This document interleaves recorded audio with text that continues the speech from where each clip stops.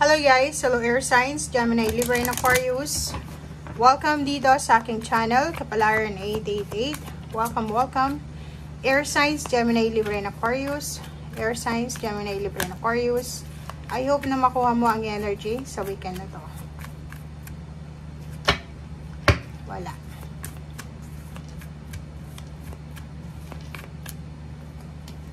Okay. Nako. Air signs, number 4, number 29. Ang nakikita natin dito, it's either married ka ba, or in a relationship, or pwedeng may commitment ka, live-in partner, o ano pa man. Kasi, posibleng sakal na kasakal ka na sa relationship mo eh. 'Di ba? Parang nasasakal ka na sa karelasyon mo. And, financial, ganun din. Marami kayong gustong gawin, marami kayong gustong simulan. Gusto yung i-resolve yung mga issues nyo, kaso lang nakakulong kayo dyan, 'di ba? It's either comfort zone yan, kontrata, or utang, 'di ba? Parang gusto mong makalaya, 'di ba? Gusto mong mag-decide ng desisyon na galing sa iyo mismo. Ang problema lang is hindi ka makapag-decide kasi parang naka-bandage ka, restricted, imprisoned, or yun na nga, wala kang, parang feeling mo wala kang karapatan magdesisyon kasi nga restricted ka, 'di ba? May iba sa inyo dito, pwedeng may asawa, pwedeng may relationship, tapos may isang tao dito na nanliligaw sa kanya. Ino-offeran siya ng kasal, lalo kung hindi pa siya kasal sa karelasyon niya. Yung iba din dito, trabaho to. May trabaho ka, may utang ka doon sa trabaho mo, sa company. May loan ka sa bangko. Pero may nag-o-offer sa'yo ng another job, another stability. Nililigawan ka ng other company. Or ng kung sino man to na ino-offeran ka ng work. Comment down below if you're resonated.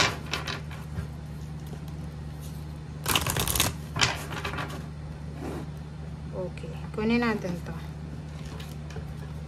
Mother Mary. Ooh, ang galing. So, etong first card is Mother Mary. This weekend daw, expect a miracle. So, have faith. Okay? Huwag nating aalisin yung faith sa ating sarili. Have faith na yung prayers natin ay palaging naririnig yan ng ating Panginoon. And, sasagutin niya yan sa tamang panahon, sa tamang pagkakataon. So, expect a miracle. Huwag natin naalisin sa sarili natin yung faith natin. Next is Rhiannon, Sorceress. Sinasabi ng barahan na isa kang magical na individual na pwedeng ma-manifest mo lahat ng gusto mong manifestation kasi mabuti kang tao, maganda yung intention mo. Okay? In abundance, prosperity, abundansya. Dito sa barahan to, eto siya, milagro. So, mag-expect ka daw ng miracle from Mother Mary. Isang prosperity and abundance. Yung universe ay mag-uulan ng abundance papasok sa buhay mo. So, open yourself para dito. Okay, thank you.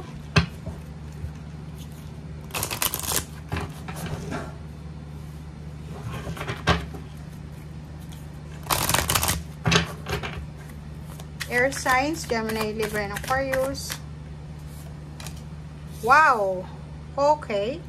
Isang lalaki, isang babae, pwede naman babae, lalaki yan. Man holding a coin or woman holding a coin.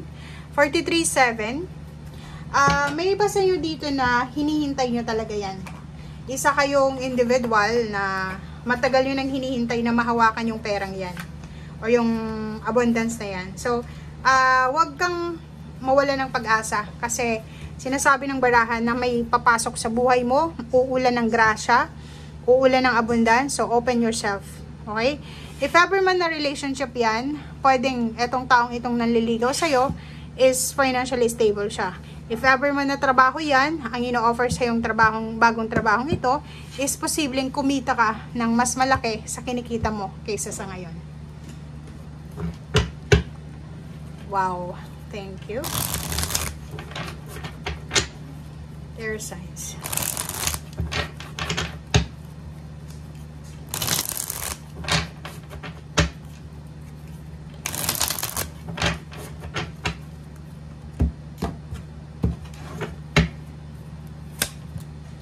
Okay, first card natin sa last deck is Hermit and ooh. Wow. So, yon.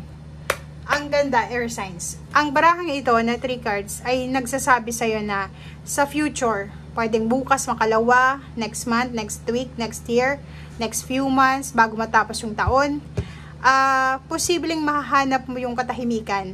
Okay? Financial. Katahimikan sa financial. Makakahinga ka na ng malalim. Makakaraos ka na sa mga financial problems mo. Makakatulog ka na ng maayos. Makukuha mo na yung solusyon. Makikita mo na yung liwanag.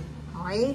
So, kung sobrang dilim ng situation mo ngayon sa financial, sinasabi ng baraha sa'yo dito na huwag kang mag-alala. Kasi, ang daming choices, ang daming options na posibleng i-present sa'yo ang universe sa susunod na mga araw, buwan na taon na pwedeng magdala sa'yo ng emotional and financial success. Relationship, ganun din. Looking for a relationship ka or hindi ka naghahanap ng karelasyon, posibleng darating ang araw na unexpected man or expected, may mag-o-offer sa'yo ng relationship, partnership, commitment, na siyang magdadala sa'yo ng katahimikan and liwanag. Okay? Pera.